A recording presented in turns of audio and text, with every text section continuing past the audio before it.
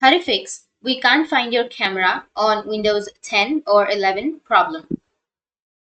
So if you want to fix we can't find your camera on your Windows 10 or 11 problem, then what you need to do is first you just need to simply go with your search.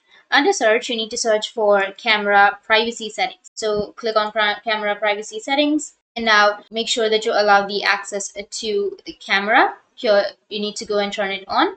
After that, make sure that your camera access is turned on. So make sure every option is turned on right here, because for example, if you turn on the option for OneNote, right, then if you open up your OneNote and if you go with the camera under your OneNote, then the camera access will not be accessible. So you just need to simply make sure that every option is turned on under the camera section. Now after that, you need to again go with your search, and here you need to search for camera. Right click on that and you will have the app settings, or here also you'll have the app settings. Just click on app settings, and under here you need to just scroll down and you need to just click on terminate, and after the process is completed you can click on repair and then click on reset. Once you've done with all of these three steps, then your problem might be fixed.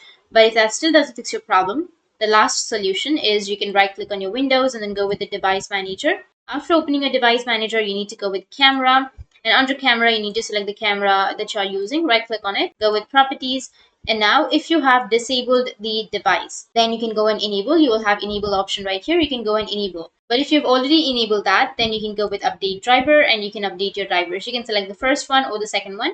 If you go with the first one, here it says that it has already been installed on my device, or if that doesn't work for you, then you can go with the second option, which is browse my computer for drivers, and then just go with let me pick from a list of available drivers. Select your driver and then go with next and update. After updating your driver, your problem will be fixed. That's it, and if you have any questions, feel free to comment below. Thanks for watching.